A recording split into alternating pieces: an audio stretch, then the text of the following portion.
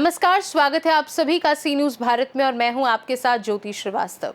अहमदाबाद शहर के हाथीजन सर्किल के पास राधे रेजिडेंसी में सोमवार 12 मई की रात करीब 9:30 बजे एक दर्दनाक घटना घटित हुई।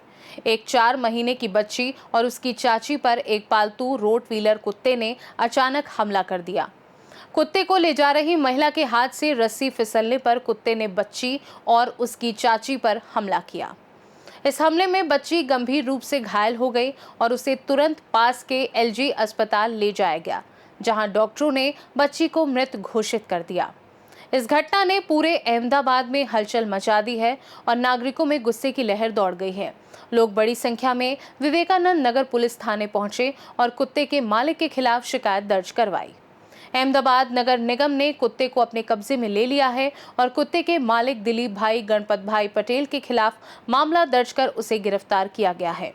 अहमदाबाद ग्रामीण पुलिस उपाधीक्षक आस्था राणा ने बताया कि हमलावर रोटवीलर कुत्ते का नाम रॉकी है। इसके मालिक के खिलाफ बीएनएस की धारा 106(1) और 291 के तहत मामला दर्ज किया गया है।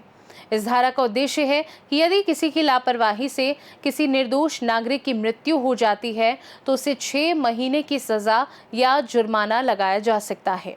ये घटना पालतू पशुओं के लिए निर्धारित दिशा निर्देशों के पालन का एक गंभीर मुद्दा बन गई है, क्योंकि इन दिशा निर्देशों में अनिवार्य पंजीकरण, टीकाकरण और अन्य सुरक्षा उपायों का उल्लेख किया गया है। मैडम, एफआईआर दाखिल की गई है स्वान के मालिक के सामने, कौन सा गुना है, क्या नाम है?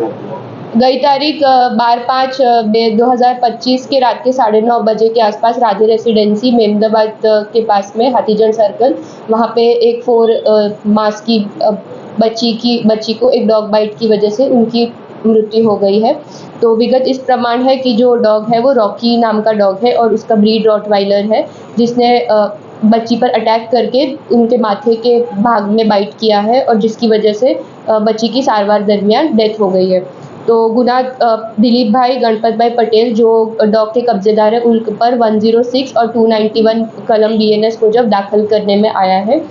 पशुपालन प्रभाग की एक एडवाइजरी है एनिमल बर्थ कंट्रोल 2023 जो बाहर करने में आई है, जो बेसिकली केटर करती है कि डॉग बाइट के केसेस और उनकी वस्ती को कंट्रोल करने के लिए।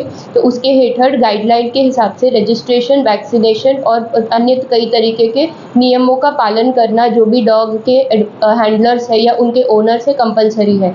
इस केस में दिलीप भाई पटेल के पास गाइडलाइन के हिसाब से उन्होंने रजिस्ट्रेशन करा नहीं था और एएमसी की जो गाइडलाइन है उसका पालन हुआ नहीं था, तो उस हिसाब से गुनाह नोंदने में आया है। अहमदाबाद से सी न्यूज संवाददाता यज्ञेश गोस्वामी की रिपोर्ट। इस घटना ने अहमदाबाद में पालतू जानवरों के नियंत्रण और उनके मालिकों की जिम्मेदारी पर एक महत्वपूर्ण सवाल खड़ा किया है। पुलिस अब इस मामले में आगे की कार्यवाही कर रही है और इस प्रकार की घटनाओं से बचने के लिए कड़े उपायों की आवश्यकता महसूस हो रही है। इस खास रिपोर्ट में बस इतना ही। देश दुनिया की बाकी खबरों को जानने के लिए आप देखते रहिए सी न्यूज भारत।